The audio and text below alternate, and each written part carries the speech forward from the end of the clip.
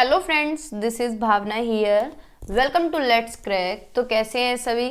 I hope आप सब अच्छे होंगे, पढ़ाई भी कर रहे होंगे थोड़ी बहुत, क्योंकि पेपर तो होना ही है यूपी टेट का। तो फॉर्म भी आने ही है ना, आएंगे ही कन्फर्म है। तो पढ़ाई करते रहिए। आज मेरी तबीयत बिल्कुल भी ठीक नहीं है, बुखार हो रहा है, कल रात से, परसों रात से बुखार है। तो मैंने सोचा कुछ क्वेश्चंस आपको करा दिए जाएं विदाउट फेस। तो सीडीपी के हम कुछ क्वेश्चंस करेंगे। बाकी हम थ्योरी तो कर ही रहे हैं, क्लासेस चल रही हैं। कल एक दो दिन बीच में जो ब्रेक हुआ है वो लाइट की वजह से हुआ था, क्योंकि एरिया में लाइट नहीं थी। और आज एरिया में लाइट है तो हमारे घर में नहीं है, कनेक्शन पीछे से कुछ प्रॉब्लम हो रही है और तबीयत भी ख़राब थी। तो बहुत हिम्मत करके मैंने ये पीपीटी तैयार की है। मगर चलो कुछ तो करा दिया जाए, ना होने से तो सही है कि आपको एटलीस्ट क्वेश्चन तो कराए जाएं। तो सीडीपी के हम क्वेश्चंस करेंगे। ये 2014 का पेपर है जो आज हम करने वाले हैं, ठीक है। मतलब ऐसे करके हम सारे पेपर कर लेंगे जितने भी यूपी टेट में क्वेश्चंस आए हैं अब तक, वो सारे। बाकी उत्तराखंड टेट के, एच टेट के, मतलब क्वेश्चंस जहाँ पे कंटेंट पूछा जाता है, क्योंकि जितने ज़्यादा क्वेश्चंस करेंगे उतना ही आपको बेनिफिट मिलेगा यूपी टेट में भी और सुपर टेट में भी। देखो, ऐसा नहीं है कि ये यूपी टेट के लिए ही फ़ायदेमंद है, ये सुपर टेट के लिए भी इक्वली बेनिफिट है, ठीक है। सुपर टेट में भी इसी तरह के क्वेश्चन पूछे जाते हैं। अगली बार मैं सुपर टेट के भी क्वेश्चन ले आऊँगी, मिक्स कर लेंगे, कोई प्रॉब्लम है नहीं। तो अगर आप चैनल पे नए हैं तो सब्सक्राइब कर लें लेट्स क्रैक को, क्योंकि यहाँ पे यूपी टेट की क्लासेस चल रही हैं। और देखो, सी टेट की अभी कोई ऑफिशियल न्यूज़ नहीं है कि सी टेट आएगा, और अगर सी टेट आता है तो बहुत अच्छी बात है, क्योंकि जिनका सी टेट रह गया है एक दो नंबर से, उन्हें बहुत दुख हुआ होगा, तो उनको भी एक मौका मिल जाएगा सुपर टेट में बैठने के लिए। देखो, भर्ती तो आनी है इलेक्शन से पहले, ये तो निश्चित है। तो अगर सी टेट आता है तो भी अच्छी बात है, नहीं आएगा तो फिर दिसंबर में तो आना ही है। और अगर आता है तो आप जितनी भी चैनल पे प्लेलिस्ट बनी हुई है, मैंने इंग्लिश कंप्लीट करवाई हुई है, बिल्कुल बेसिक से इंग्लिश पेडागोजी, ठीक है। हिंदी पेडागोजी कराई हुई है, ठीक है। और साइंस पेडागोजी, जो साइंस के स्टूडेंट हैं साइंस पेडागोजी कराई। अगर फर्स्ट पेपर की बात करें तो ईवीएस की पेडागोजी भी और ईवीएस का कंटेंट भी कराया हुआ है, ठीक है। और क्या हुआ, हिंदी इंग्लिश मैथ की पेडागोजी भी मैंने कराई हुई है, मैराथन में भी और वैसे भी। तो आप उन्हें देख सकते हैं, आपका बेस तैयार हो जाएगा। अपने नोट्स बना लें, नोट्स नहीं बनाएंगे तो अपनी पीडीएफ से पढ़ सकते हैं, टेलीग्राम पे इनकी पीडीएफ भी है। और सीडीपी हम अब कर रहे हैं, ठीक है। तो आप ये सब देख लें। और जो साइंस वाले हैं, साइंस भी मैंने कराई हुई है, साइंस की पेडागोजी, ठीक है, तो उसे भी देख सकते हैं। तो ये बात हुई है। और अगर आता है सी टेट दोबारा से होगा जुलाई में या अगस्त में, तो हम नए सिरे से भी स्टार्ट कर लेंगे, ठीक है। बाकी यूपी टेट की क्लासेस चल ही रही हैं सीडीपी की। जब हमारी सीडीपी कंप्लीट हो जाएगी तो हम ईवीएस और हिंदी उठा लेंगे, इंग्लिश भी उठा लेंगे, ठीक है। और ये सेकंड चैनल है कॉलेज विद भावना। जो लोग बीएड में हैं, बीएड फर्स्ट ईयर हो चाहे सेकंड ईयर हो या फिर एमएड करने जा रहे हैं, तो सब्सक्राइब कर लें कॉलेज विद भावना को भी, क्योंकि यहाँ पे क्लासेस डेली चल रही हैं, ठीक है। ये इंस्टाग्राम है, इंस्टाग्राम पे आप मुझे फॉलो कर सकते हैं, कुछ नहीं किया भी हुआ है, जो स्टार्टिंग से जुड़े हुए हैं, ठीक है। तो स्टार्ट करते हैं। ये 2014 का पेपर है। 2014 में जो पेपर हुआ था, देखो क्वेश्चंस कुछ भी ऐसा नहीं बदला है कि अब कुछ और तरह के क्वेश्चन है। सी टेट में बदल गया है पैटर्न, लेकिन यूपी टेट में नहीं बदला है। ऐसे ही क्वेश्चन अब पूछे जा रहे हैं, ऐसे ही पहले पूछे जा रहे थे, ठीक है। और अब तो एक साल से भी ज़्यादा हो गया है जब से यूपी टेट हुआ नहीं है। तो इस बार देखते हैं किस तरह के क्वेश्चंस आते हैं। चाहे जिस भी तरह के आए, हमें करने तो सारे ही हैं, है ना। पीछे तक के जितने भी पेपर हैं हम सारे करेंगे, तो परेशान होना नहीं है। तो स्टार्ट करते हैं, क्वेश्चंस के आंसर बताइएगा। Question number first, motives are classified as, यानी उद्देश्यों के रूप में वर्गीकृत किया गया है। मोटिव्स यानी मोटिवेशन की हमने थ्योरी पढ़ी थी। तो मोटिव्स को क्या है, क्लासिफाई किया है मैस्लो ने दो तरीके से क्लासिफाई किया है मोटिव्स को। इनेट मोटिव्स, यानी जो हमारी जरूरत है, जिसके बिना हम रह ही नहीं सकते, ठीक है। और सेकंड वन है एक्वायर्ड मोटिव्स, जो हम अपनी सोसाइटी में रह के एक्वायर करते हैं, अर्जित करते हैं। इनेट यानी जिनके बिना हम रह नहीं सकते। वो क्या है भाई, भूख लगी है तो खाने के बिना नहीं रह सकते, तो हंगर है, ठीक है। थर्स्ट है, पानी के बिना भी नहीं रह सकते हम, रह पाएंगे कोई, ये हमारी क्या है, बेसिक नीड है ना। फिजियोलॉजिकल नीड भी मान सकते हैं। स्लीप, सोने के बिना भी नहीं रह सकते, 1 रात नहीं सोएंगे, 2 रात नहीं सोएंगे, तीसरी रात कोई नहीं भी सोने देगा तब भी नींद आ जाएगी, ठीक है। और सेक्स भी इसी के अंदर आता है। ये हमारी क्या है, बेसिक नीड है, इनेट नीड है। एक्वायर्ड के अंदर क्या आता है, हमारी प्रेस्टीज आती है, यानी हमारी प्रसिद्धि होनी चाहिए, हमारा नेम फेम होना चाहिए, भाई हमें 4 लोग जाने भी, ठीक है। प्रेज यानी हमारी प्रशंसा होनी चाहिए, वाह तुमने तो बहुत अच्छा काम किया है अपने जीवन में, ठीक है। सोशेबिलिटी, समाज में भी हमारा कुछ नाम वाम हो, समाज में हमारा स्टेटस मेंटेन होना चाहिए। तो ये क्या है, एक्वायर्ड मोटिव्स। और भी बहुत सारी एक्वायर्ड मोटिव्स होती हैं। तो हमने मैस्लो की थ्योरी कर ली है, उसी के अंदर ये मोटिव्स हैं, इनेट और एक्वायर्ड, ठीक है। तो थर्ड ऑप्शन के अंदर दिए गए हैं, तो थर्ड ऑप्शन हमारा सही है, ठीक है। बाकी थॉमसन ने 2 तरीके से मोटिव्स को क्लासिफाई किया है। अगर थॉमसन की बात करें तो नेचुरल और आर्टिफिशियल, जो फर्स्ट में दिया गया है, क्या है, नेचुरल एंड आर्टिफिशियल, ठीक है। ये किसने किया है, थॉमसन ने, ठीक है। नेचुरल के अंदर इमिटेशन, जो हम अपने घर को इमिटेट करते हैं, अपने पेरेंट्स को, अपने दादा दादी को, ठीक है। प्ले इसके अंदर आ गया, सजेशन इसके अंदर आ गया, हैप्पीनेस इसके अंदर आएगी। ये थ्योरी इतनी ज़्यादा फेमस नहीं हुई और ना ही चल पाई। आर्टिफिशियल के अंदर उन्होंने पनिशमेंट को दे दिया, प्रेज को दे दिया, यानी जो सजा दी जाती है बच्चों को, पनिशमेंट, प्रशंसा की जाती है बच्चों की कि हाँ तुमने बहुत बढ़िया काम किया है, प्राइज वगैरह, जो कि जिसकी बात कौन करता है, बिहेवियरिज्म करते हैं। तो इस थ्योरी पे ज़्यादा फोकस नहीं है, ना ही ये पूछी जाती है, ठीक है। अगर पूछी जाती है मैस्लो की पूछी जाती है, ठीक है। तो थर्ड ऑप्शन हमारा सही है। आगे चलते हैं। सेकेंड क्वेश्चन बताइए, in a process of learning transfer of learning can be, यानी सीखने की प्रक्रिया का स्थानांतरण सीखना हो सकता है। यानी हमने पढ़ा था, ट्रांसफर ऑफ लर्निंग भी पढ़ा था और लर्निंग कर्व्स भी पढ़े थे। अगर आपने नहीं देखी है तो जाकर क्लास देख लें। तो 3 तरह की थी, पॉजिटिव लर्निंग, नेगेटिव लर्निंग और जीरो, ठीक है, जीरो ट्रांसफर ऑफ लर्निंग। तो तीनों ही हैं। पॉजिटिव ट्रांसफर ऑफ लर्निंग यानी एक जगह सीखी हुई चीज़ दूसरी जगह क्या है, हमें फ़ायदा कर रही है। जैसे कि आलू की सब्जी मैंने बनानी सीखी और मैं दूसरी सब्जी बना रही हूँ कोई भी, तो वो चीज़ क्या है, दूसरी जगह फ़ायदा कर रही है। नुकसान क्या है, नेगेटिव, एक जगह सीखी हुई चीज़ दूसरी जगह हमें परेशान कर रही है, नेगेटिविटी फैला रही है। जैसे कि मैं इंग्लिश बोलना सीखूं और मेरी जो मदर टंग है, जो मेरी गांव की भाषा है, वो मुझे कहीं ना कहीं मेरे मुंह से निकल रही है, तो ये क्या है, नेगेटिव। जीरो यानी ना तो फायदा हो रहा है ना नुकसान हो रहा है, न्यूट्रल हो रहा है। तो 3 तरह की ट्रांसफर ऑफ लर्निंग है, तो तीनों ही सही है, ठीक है। तो फोर्थ ऑप्शन हमारा करेक्ट है, ठीक है। आगे चलते हैं। क्वेश्चन नंबर 3 बताइए, अगर आवाज़ कम हो तो अपने फ़ोन की बढ़ा लेना, क्योंकि आवाज़ मेरे अंदर से ही नहीं निकल पा रही है। Which of the following school emphasis on learning by insight, निम्नलिखित में से कौन सा स्कूल अंतर्दृष्टि द्वारा सीखने पर जोर देता है। देखो भाई, इंसाइटफुल लर्निंग की बात हो रही है, तो किसकी बात होगी यहाँ पे, साइको एनालिटिकल थ्योरी, देखो ये तो फ्रॉइड ने दी है, बिहेवियरिज्म थ्योरी या फिर कनेक्शनिज्म या फिर गेस्टाल्ट थ्योरी। तो भाई इंसाइट थ्योरी जो है वो तो गेस्टाल्ट थ्योरी के अंदर ही आती है, ठीक है। लर्निंग बाय इंसाइट की बात कौन करता है, गेस्टाल्टिज्म करते हैं, है ना। कोहलर, कॉफका, वर्दीमर, अगर नाम भी सुना होगा आपने, है ना। ये मैंने करा दिए थ्योरी, अगर आप देख सकते हैं तो देख लें, ठीक है। कोहलर, कॉफका, वर्दीमेर, ठीक है। तो ये क्या है, गेस्टाल्टिज्म है, इन्होंने गेस्टाल्ट थ्योरी को दिया है, ठीक है। वैसे नाम जो आता है वो कोहलर का आता है, लेकिन तीनों का ही योगदान था। तो फोर्थ ऑप्शन हमारा ठीक है। चिंपैंजी पे इन्होंने एक्सपेरिमेंट किया था, ठीक है, जिसका नाम क्या था, सुल्तान, ठीक है। तो फोर्थ ऑप्शन हमारा सही है। क्वेश्चन नंबर 4 बताइए, which psychologist used nonsense syllables as a material of learning, यानी किस मनोवैज्ञानिक ने बकवास का इस्तेमाल किया सीखने की सामग्री के रूप में, बताइए। विलियम जेम्स ने, स्किनर ने, एबिंगोज ने या फिर बार्टलेट ने। तो बताइए भाई, जो ये ऑप्शन इसका 3 ठीक होगा, यानी एबिंगोज ने यूज़ किया था, क्योंकि इन्होंने फॉरगेटिंग कर्व्स दिए थे।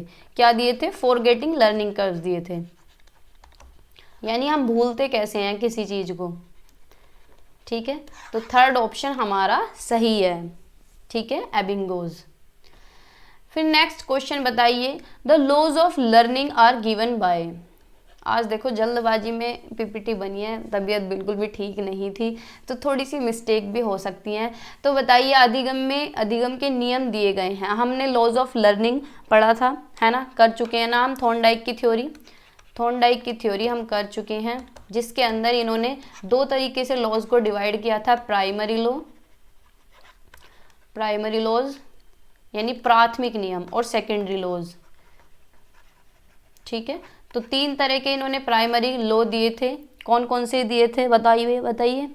लॉ ऑफ रेडीनेस, और कौन सा था, law of exercise, law of effect, है ना। ठीक है, एंड लॉ ऑफ इफेक्ट कैसा हो सकता है, पॉजिटिव भी हो सकता है, नेगेटिव भी हो सकता है। ठीक है, एक्सरसाइज यानी जितना ज़्यादा हम प्रैक्टिस करेंगे उतनी अच्छी तरीके से सीखेंगे। लॉ ऑफ रेडीनेस यानी जब तक बच्चा तैयार नहीं है सीखने के लिए तब तक हम उसे सिखा नहीं सकते, तो बच्चा क्या है, रेडी होना चाहिए पढ़ने के लिए। ठीक है, तो थर्ड ऑप्शन हमारा ठीक है, थॉर्नडाइक। ठीक है, नेक्स्ट क्वेश्चन पे चलते हैं। Question number 6। ये जब मैंने लर्निंग की चैप्टर स्टार्ट किया था तो फर्स्ट ही लर्निंग हमने करा था कि लर्निंग के अंदर क्या क्या चीज़ें हैं, क्या उसके कैरेक्टरिस्टिक हैं, क्या उद्देश्य हैं, तो सारी चीज़ों पे हमने बात की हुई है। तो लर्निंग क्या है, यानी सीखना, या फिर अधिगम भी लिखा मिल सकता है आपको। अधिगम क्या है, ठीक है। अ चेंज इन बिहेवियर, यानी लर्निंग क्या है, परमानेंट चेंज इन बिहेवियर। हम कुछ सीखते हैं तो वो हमारे बिहेवियर में ऐड हो जाता है। या फिर रिजल्ट ऑफ एक्सपीरियंस और प्रैक्टिस, यानी सीखना क्या है, जो हमारे अनुभव हैं या फिर जो हम प्रैक्टिस, जो अभ्यास कर रहे हैं उनका परिणाम है। या फिर relatively permanent change in behaviour, या व्यवहार में अपेक्षाकृत स्थायी परिवर्तन है। या फिर ऑल ऑफ द अबोव। तो बताइए कौन सा ऑप्शन होगा। भाई सीखना क्या है, हम कुछ भी सीख रहे हैं, जैसे कि आप ही सीख रहे हैं, आज सीख रहे हैं, आप सीडीपी पढ़ रहे हैं पिछले 1 महीने से। तो अगर आप अब क्वेश्चंस लगाएंगे, मान लो पहले आप क्वेश्चन लगा रहे थे तो 10 ही क्वेश्चन लग पा रहे थे, अब क्वेश्चन लगा रहे हैं तो 20 क्वेश्चन लगा रहे हैं, तो क्या है, चेंज इन बिहेवियर, यानी आपके बिहेवियर में वो लर्निंग क्या है, ऐड हो गई है। और कैसे ऐड हो गई है, परमानेंट। अगर आप भूल भी गए हैं, दोबारा से रिवाइज कर रहे हैं, याद आ जाएगी, क्योंकि आपके बिहेवियर में वो चीज़ परमानेंट हो चुकी है। ठीक है, और जैसे जैसे आप आगे बढ़ते हैं आपके एक्सपीरियंसेस भी होते जाते हैं, अनुभव होता जाता है किसी भी इंसान को। तो फोर्थ ऑप्शन हमारा ठीक है, ऑल ऑफ द अबव। ठीक है, नेक्स्ट क्वेश्चन पे चलते हैं। Question number 7। Physical growth and development is called, यानी भौतिक वृद्धि और विकास होता है, ये क्या है बुलाया तो बताइए क्या कहलाएगा ये, रेडीनेस, मैच्योरेशन, मोबिलिटी, या फिर हेरिडिटी। देखो हेरिडिटी तो होगा नहीं क्योंकि ग्रोथ एंड डेवलपमेंट दोनों हैं। ठीक है, मोबिलिटी भी नहीं होगा, गतिशीलता। रेडीनेस का कोई चांस बनता ही नहीं है कि रेडीनेस क्या है, भाई हमारी फिजिकल ग्रोथ हो रही है, यानी हमारे शरीर का विकास हो रहा है, शरीर की वृद्धि हो रही है, और हमारा जो विकास हो रहा है ये किसका परिणाम है, इसे क्या कह सकते हैं हम, मैच्योरेशन कह सकते हैं कि हमारे अंदर क्या है, मैच्योरिटी आ रही है। भाई जैसे जैसे हमारा विकास होता है, हमारी वृद्धि होती है, जैसे हम कहते हैं नहीं किसी को कि ये कितना मैच्योर हो गया, तो वो मैच्योरेशन किसका रिजल्ट है, उसकी बॉडी ग्रोथ यानी फिजिकली ग्रोथ हो रही है, और डेवलपमेंट यानी उसका विकास भी हो रहा है। तो ये क्या है, मैच्योरेशन यानी परिपक्व हो रहा है कोई भी इंसान। ठीक है, तो सेकंड ऑप्शन हमारा सही है। क्वेश्चन नंबर 8 बताइए। Thinking is a mental activity in its cognitive aspect, this statement is given by सोचना अपने आप में एक मानसिक गतिविधि है, संज्ञानात्मक पहलू है, यह कथन किसके द्वारा दिया गया है। भाई ये तो बता दो क्योंकि स्टार्टिंग में मैंने डेफिनेशन आपको कराई थी, है ना, कराई थी ना। जिन्होंने क्लास देखी होगी उन्हें पता भी होगा, अगर नहीं कराई है तो कोई बात नहीं, वैसे मैंने कराई है क्योंकि मैंने डेफिनेशन उसके अंदर रखी थी जो यूपी टेट में पूछी गई थी रोस वगैरह की। तो ये डेफिनेशन किसने दी है, रोस ने दी है। ठीक है, तो डेफिनेशन आपको थोड़ी सी दिमाग में रखनी पड़ेगी। ठीक है, तो फोर्थ ऑप्शन हमारा सही है। नेक्स्ट क्वेश्चन बताइए, question number 9। On the basis of child psychology which statement is appropriate, यानी बाल मनोविज्ञान के आधार पर कौन सा कथन उचित है, बताओ। All the childs are homogeneous, यानी जितने भी बच्चे होते हैं वो सब एक जैसे होते हैं, ये चाइल्ड साइकोलॉजी के अंदर पढ़ते हैं हम, या फिर ये आता है। भाई आप ही बताइए, क्लास में अगर 50 बच्चे हैं तो सारे एक जैसे होंगे, या फिर कुछ एक जैसे होंगे, कुछ एक जैसे होंगे, कुछ अलग होंगे, या फिर कुछ चिल्ड्रन यूनिक होंगे उसमें से, या फिर हर एक बच्चा यूनिक होगा। तो बताइए कौन सा आपके अकॉर्डिंग ठीक है। भाई सारे बच्चे तो एक जैसे हो नहीं सकते, सारे बच्चे क्या, 2 बच्चे भी एक जैसे नहीं हो सकते, जुड़वा बच्चे भी एक जैसे नहीं हो सकते, ट्विंस चिल्ड्रंस में भी डिफरेंसेस पाए जाते हैं, है ना। तो हर एक बच्चा क्या है, यूनिक है, हर किसी में कुछ ना कुछ यूनिकनेस होती है, हर कोई अपने आप में यूनिक है। तो फोर्थ ऑप्शन हमारा ठीक होगा, ना तो कुछ बच्चे यूनिक होते हैं, ना ही कुछ बच्चे होमोजीनियस होते हैं, और ना ही सभी बच्चे एक जैसे होते हैं, तो ये भी गलत है। फोर्थ ऑप्शन हमारा सही है कि हर बच्चे के अंदर कुछ ना कुछ यूनिकनेस पाई जाती है, ठीक है। क्वेश्चन नंबर 10 बताइए, the central focus of child psychology, यानी बाल मनोविज्ञान का केंद्र बिंदु क्या है। गुड टीचर होना चाहिए, यानी अच्छा शिक्षक हो क्लास में, बच्चे पे यानी बच्चा केंद्र में होना चाहिए, या फिर टीचिंग प्रोसेस केंद्र में होना चाहिए, या फिर स्कूल केंद्र में होना चाहिए। भाई अगर टीचिंग प्रोसेस केंद्र में हो गए तो इधर टीचर साइकोलॉजी हो गई, है ना, स्कूल साइकोलॉजी होगी, ठीक है। या फिर गुड टीचर हो तो ये चाइल्ड साइकोलॉजी थोड़ी ना हुई, जिसमें बच्चा केंद्र में होगा तो वो होगी ना चाइल्ड साइकोलॉजी, तो है ना। तो सेकंड ऑप्शन हमारा सही है, ठीक है। आगे चलते हैं, नेक्स्ट क्वेश्चन बताइए, question number 11, characteristic of good memory are, अच्छी याददाश्त के लक्षण हैं कि बच्चा क्या है, कोई भी हो जल्दी से याद कर लेगा। देखो इधर मत भी देखना, गलत भी हो रहा है थोड़ा सा, तो मैं आपको बता रही हूँ, रैपिड रिकॉल यानी जल्दी से याद कर लेगा कुछ भी चीज़। अगर किसी की दिमाग अच्छा होगा, किसी की याददाश्त अच्छी होगी, जल्दी से कोई भी चीज़ें पहचान लेगा, ठीक है। गुड रिटेंशन होगा, यानी जल्दी से अपने माइंड में चीज़ें रख लेगा, या फिर सारे, बताओ भाई। भाई जल्दी याद करेगा, जल्दी सीखेगा, और जल्दी से अपने दिमाग में रख लेगा, और चीज़ें जल्दी से पहचान लेगा। तो अगर किसी की अच्छी मेमोरी है तो ये सारी चीज़ें उसके अंदर पाई जाएंगी, यानी फोर्थ ऑप्शन हमारा सही है, ठीक है। क्वेश्चन नंबर 12 बताइए, the literal meaning of emotion is, यानी भाव का शाब्दिक अर्थ क्या है। एग्रेशन एंड फियर, यानी आक्रामकता और भय, एफेक्शन एंड लव, यानी स्नेह और प्यार, एक्साइटमेंट और डिस्टर्बेंस इन फीलिंग्स, यानी उत्तेजना और भावनाओं में अशांति, या फिर नन ऑफ दीज। भाई इमोशन क्या होता है, हंसना रोना, यानी हमारे अंदर क्या है, एक्साइटमेंट भी होगा, और कभी कभी फीलिंग्स डिस्टर्ब भी होती हैं, है ना। डिस्टर्ब का मतलब है कि हम बहुत ज़्यादा गुस्से में होते हैं, तो उस टाइम हमारी फीलिंग्स डिस्टर्ब होती हैं, ठीक है। एग्रेशन हमारे अंदर होता है, ठीक है, हम लड़ाई झगड़ा करते हैं तो उस टाइम क्या हमारा डिस्टर्बेंस होता है, या फिर हम बहुत ज़्यादा खुश हैं, या फिर प्यार में हैं, या फिर कुछ भी, तो उस टाइम क्या होता है, एक्साइटमेंट होता है। तो इसका लिटरल मीनिंग क्या होगा, एक्साइटमेंट और डिस्टर्बेंस इन फीलिंग्स, ठीक है। तो थर्ड ऑप्शन हमारा सही है, उत्तेजना भावनाओं में अशांति, अगर लिटरली इसका मीनिंग देखा जाए तो, ठीक है। इन्होंने इमोशन नहीं पूछे कि कौन से इमोशन होते हैं, इन्होंने मतलब पूछा है कि भाई इमोशन का मतलब क्या है। अब आप ही बताइए, हमारे इमोशंस है, इमोशंस का मतलब क्या है। इमोशंस तो सबके अंदर है, जब हम प्यार में होते हैं या फिर कुछ भी हम खुश होते हैं तो हमारे इमोशन अलग ही होते हैं, हम एक्साइटेड रहते हैं, खुश दिखते हैं, स्माइल रहती है। लेकिन बहुत बार इतना गुस्सा आ जाता है कि हमें खुद नहीं पता होता कि हम कर क्या रहे हैं, तो उस टाइम क्या होता है, हमारी जो फीलिंग्स हैं वो डिस्टर्ब होती हैं पूरी तरीके से, ठीक है। तो थर्ड ऑप्शन हमारा ठीक है,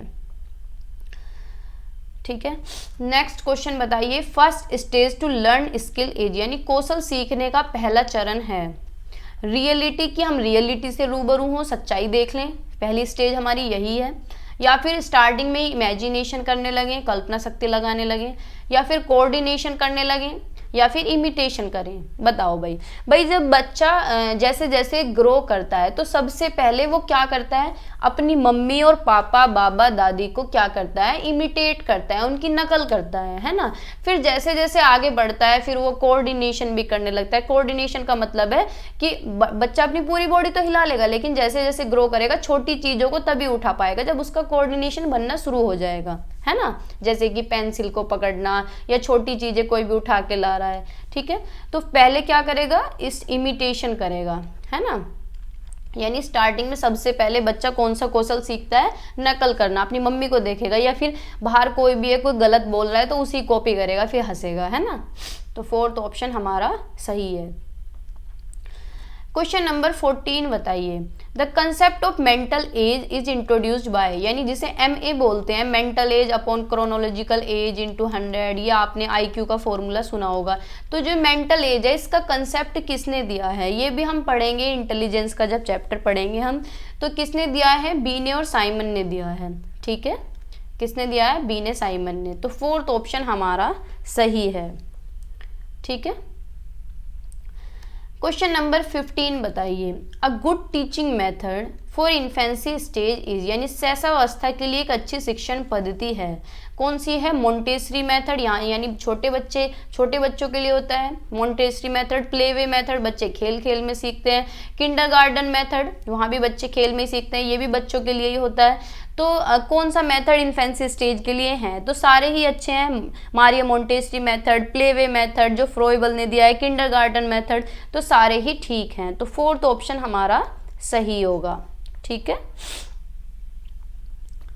आगे चलते हैं। क्वेश्चन नंबर 16 बताइए, इन चाइल्ड डेवलपमेंट यानी बाल विकास में क्या है? एम्फेसिस इज ऑन प्रोसेस, यानी प्रक्रिया पर जोर होता है।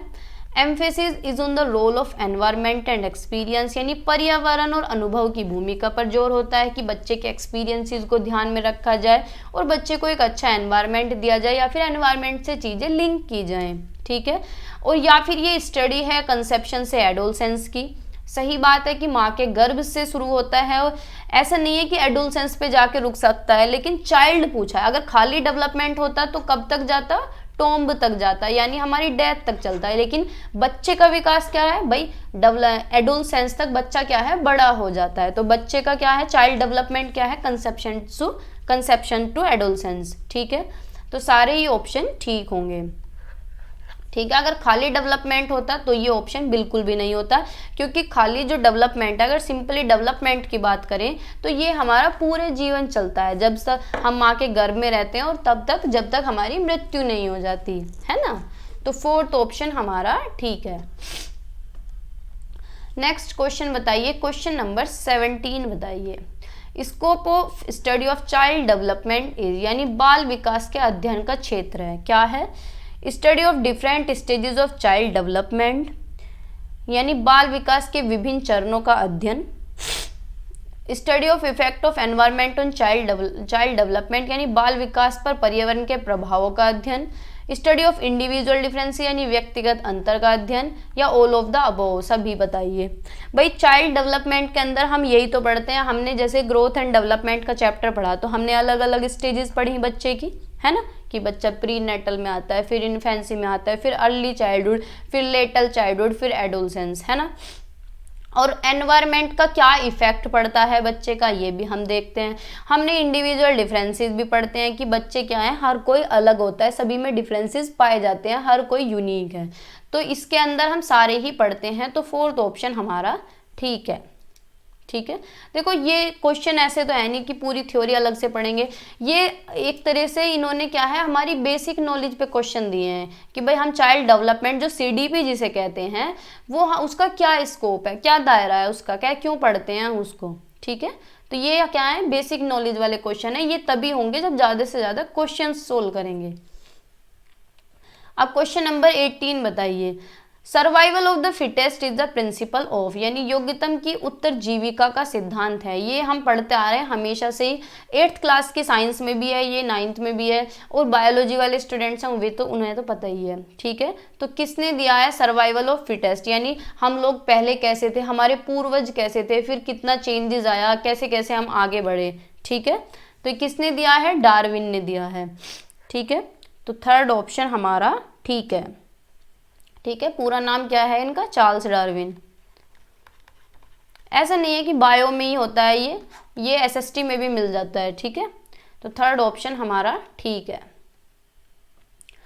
19 क्वेश्चन बताइए, बीने एंड साइमन टेस्ट मीजर्स, यानी जो बीने साइमन टेस्ट है ये किसका माप करता है, यानी क्या मीजर करता है? जनरल इंटेलिजेंस को, यानी सामान्य बुद्धि को, स्पेसिफिक इंटेलिजेंस यानी विशिष्ट बुद्धि को, या एटीट्यूड या फिर एप्टीट्यूड यानी मनोवृत्ति और योग्यता।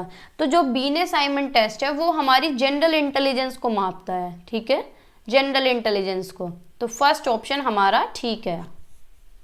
ठीक है, लास्ट क्वेश्चन बताइए, 20 ही क्वेश्चन करेंगे। बताइए, factors influencing the emotional development are, यानी भावनात्मक विकास को प्रभावित करने वाले कारक हैं, कौन कौन से हैं? Physical health, mental health, fatigue, या फिर ऑल ऑफ द अबव, यानी ये बताइए कौन कौन से फैक्टर प्रभावित करते हैं। भाई अगर हमारी हेल्थ खराब है, जैसे कि मुझे बुखार है या मैं बीमार हूँ, तो क्या है मैं इमोशनली भी परेशान हूँ, है ना। तो मतलब इतनी ज़्यादा खुश नहीं हो पा रही, हंस नहीं पा रही, जैसे रहती हूँ बिल्कुल नॉर्मल ऐसे नहीं हो पा रही। या फिर मेंटल एबिलिटीज यानी मानसिक क्षमता भी कहीं ना कहीं इफेक्ट करती हैं हमारे इमोशंस को, है ना। फैटिग यानी थकान हो रही है तो भी हमारे इमोशंस कहीं ना कहीं डिस्टर्ब रहते हैं। तो सारे ही फैक्टर इन्फ्लुएंस करते हैं, तो फोर्थ ऑप्शन हमारा ठीक है। ठीक है, तो आज की वीडियो में इतना ही रखते हैं। आपके कितने क्वेश्चन सही हुए बताएंगे तो आप है नहीं, जितने भी हुए हैं ठीक है, लेकिन क्वेश्चंस ज़्यादा से ज़्यादा करिएगा। जितने क्वेश्चन आप करेंगे उतना ही बेनिफिट आपको मिलेगा। मतलब यूपी टेट तो देखो हो ही जाएगा, यूपी टेट में भी और बाकी जितने भी DSSB हुआ चाहे KVS हुआ, क्वेश्चन हर जगह इसी तरीके से आते हैं, बस थोड़ा सा लेवल अप हो जाता है। अब हम डायरेक्टली लेवल अप तो नहीं पढ़ेंगे ना, तो स्टार्टिंग में क्या है, बेस बनाना पड़ता है। पहले ईजी क्वेश्चन पढ़ते हैं, फिर हार्ड पढ़ते हैं, फिर और भी ज़्यादा हार्ड पढ़ते हैं, है ना। और अगर आप आगे जाना चाह रहे हैं फिर UGC नेट में और ज़्यादा टिपिकल क्वेश्चन मिलेंगे। तो इसी तरीके से क्वेश्चंस का लेवल बढ़ता जाता है। ठीक है, तो अगर चैनल पे नए हैं तो सब्सक्राइब कर लें लेट्स क्रैक को, क्योंकि क्लासेस चल ही रही हैं। एक दो दिन अगर क्लास बीच में मिस हो जाती है तो उसका भी कोई ना कोई रीज़न होता है, या तो तबीयत खराब हो या फिर लाइट वगैरह का इशू होता है, वरना मैं क्लास मिस नहीं करती हूँ। ठीक है, तो बने रहिए मेरे साथ, पढ़ते रहिए, मुस्कुराते रहिए और हंसते रहिए। Bye bye.